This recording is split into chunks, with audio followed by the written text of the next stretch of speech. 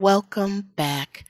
Just in case you're like me and you forgot who Cassandra is, she's the one that was questioning Varric in Dragon Age 2. She just looks completely different now. And she's the one that met with Liliana at the end, and she was looking for Hawk. So now that we've gotten that together, let's learn about Cassandra now.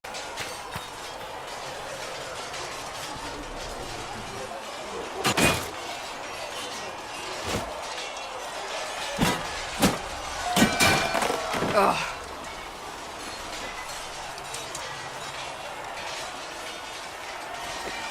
Oh, no romantic.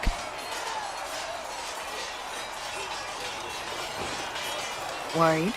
Is it that obvious? I'm afraid so. Did I do the right thing? What I have set in motion here could destroy everything I have revered my whole life. One day they may write about me as a traitor, a madwoman, a fool, and they may be right. That's a little melodramatic, but okay. What does your faith tell you? I believe you are innocent. I believe more is going on here than we can see. And I believe no one else cares to do anything about it. They will stand in the fire and complain that it is hot. But is this the Maker's will? I can only guess. Okay, let's be bold. Let's just ask her.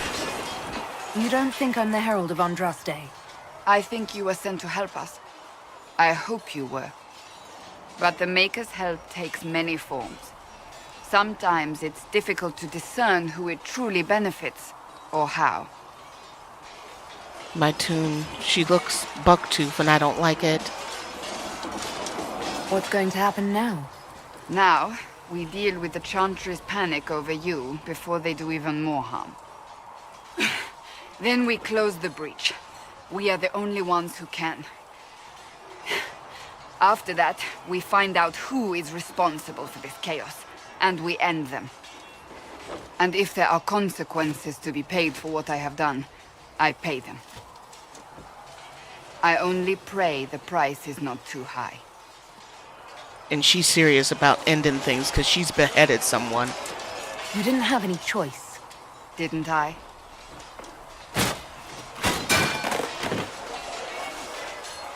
My trainers always said, Cassandra, you are too brash. You must think before you act. I see what must be done, and I do it. I see no point in running around in circles like a dog chasing its tail. But I misjudged you in the beginning, did I not? I thought the answer was before me, clear as day. I cannot afford to be so careless again. And she's not lying when she thinks, oh, good God. Can't say I'm not grateful to hear that. I can be harsh, I know.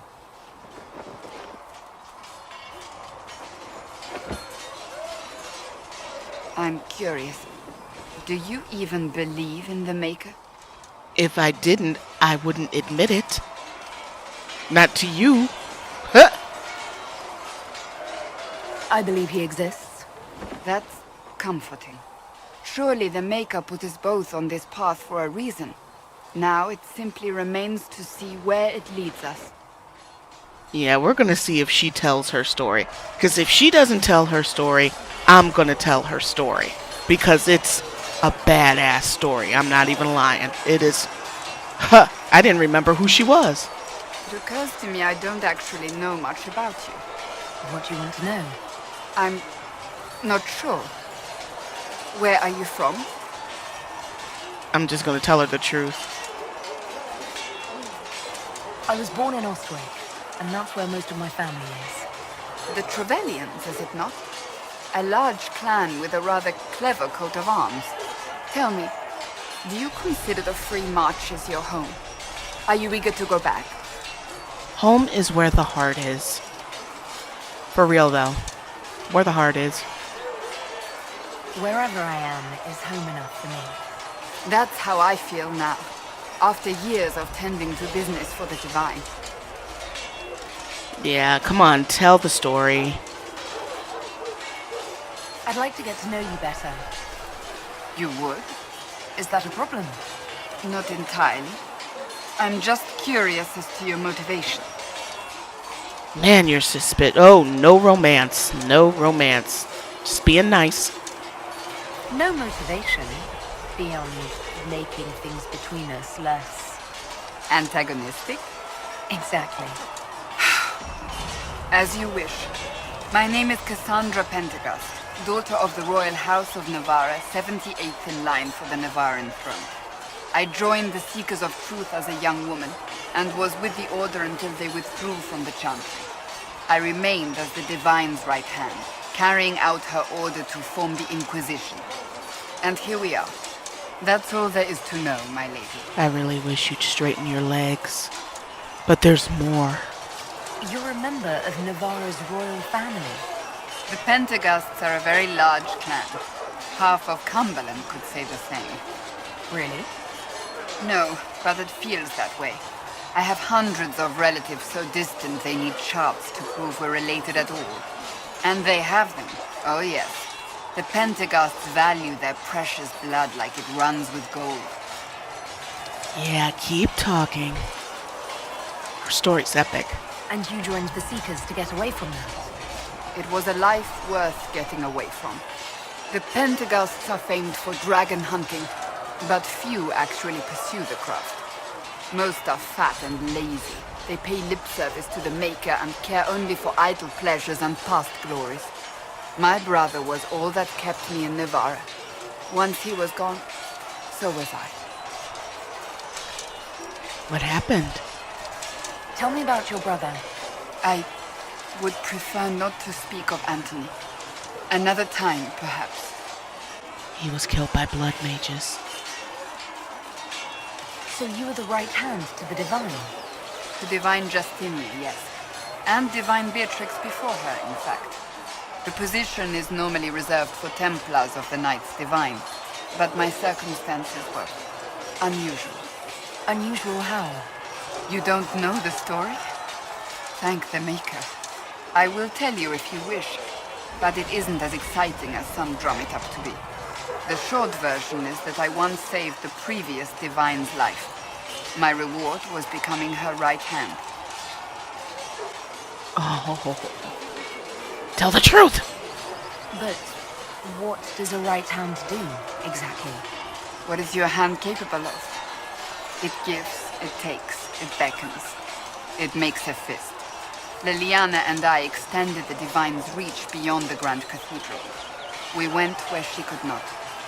After Beatrix, I was tired of the position and wanted to return to the Seekers. But Justinia convinced me to stay. Her vision for the future gave me hope. This is like pulling teeth. You thought she could really change things? Justinia knew the war was coming long before it began. She tried to avert it, but the forces arrayed against her were too strong.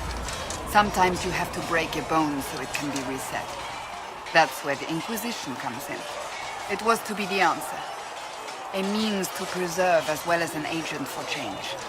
I only wish she had lived to see it. Well, You don't seem to like your homeland much. My family polluted it for me.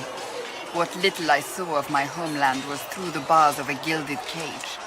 My uncle treated me like a porcelain doll to be placed on a shelf and dusted only when necessary. Thus I did not see Navarra, the real Navarra, until much later. By then I realized I knew it not at all. I really wish you'd stand up straight. Your uncle? What about your parents? They had the misfortune of taking the wrong side in the second attempt to overthrow King Marcus. The king executed them, but spared my brother and I since we were family, and children at the time. Thus we were raised by my uncle, a mortalitarsi who preferred the company of his corpses to the living. What is this? Your uncle was a mortalitarsi? A death mage. He still is. My countrymen do not burn the dead, they bury them in special crypts. The mortalitarsi supervise the crypts, like priests. Uncle Vestalis oversees the grand necropolis. Nevarans spend more time honoring dead relatives than they do with living ones. It is odd to be so fascinated with death and its trappings. I will never understand it. It is creepy, but somebody's got to do it, I suppose. So, what's the story about you becoming the right hand? Sweet Andraste, do you really want to hear that? Yes. It was, 18, 20 years ago? Some still discuss it like it happened yesterday. The tale gets bigger each time it's told. I barely recognize myself within it now. Oh, come on. This is not modesty. This is lies. Just straight lies. It's epic. And I don't even like her. That's what happens with stories that become legends. I am not a legend, nor was I then. I was a young woman barely out of training. To hear others tell it, I alone saved divine Beatrix from a horde of dragons sent to assault the Grand Cathedral. Rather impressive for such a young seeker, wouldn't you say? And the truth is? I stumbled upon a conspiracy to kill Beatrix. A Templar Knight Commander was at its heart.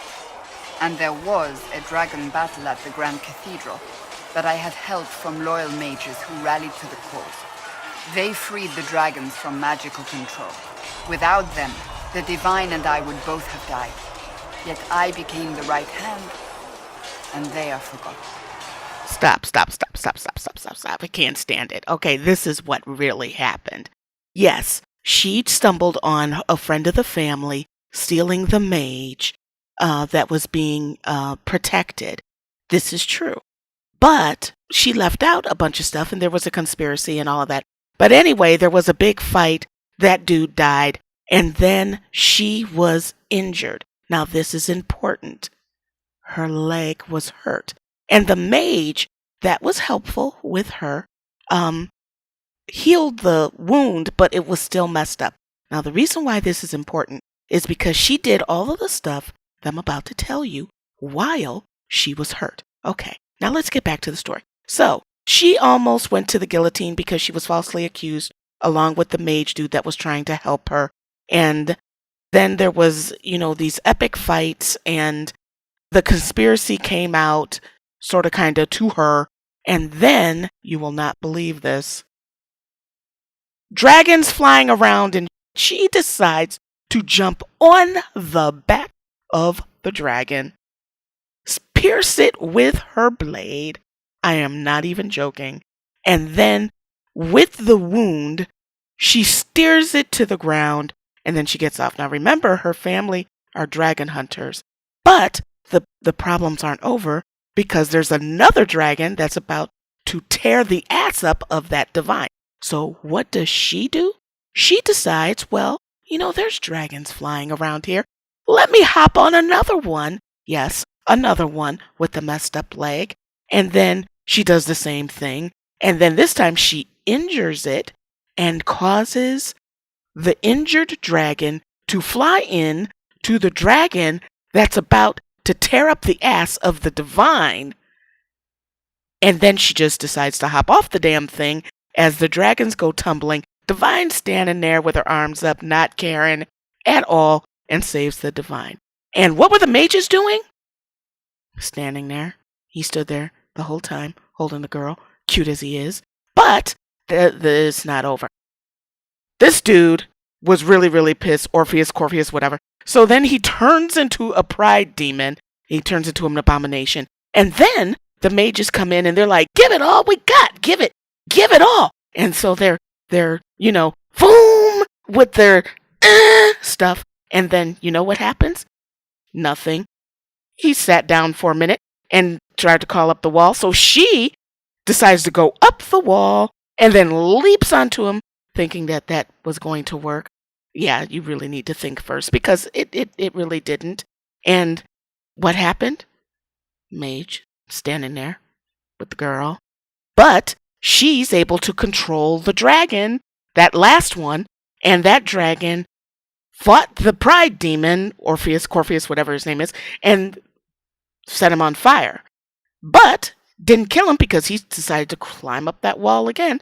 So what does Cassandra decide to do?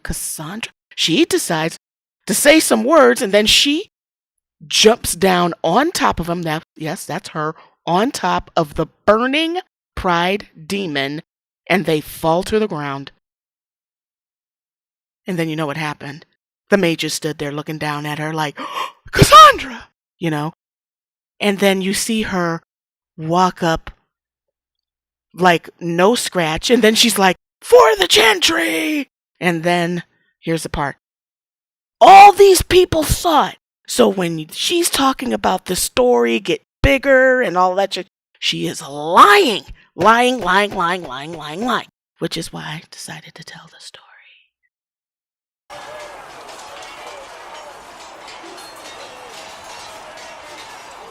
What happened to the mages that helped you? They went back to their circles, with rewards and privileges and most holy's gratitude. Many of them died at the conclave. Oh, shut up. I'm done with you.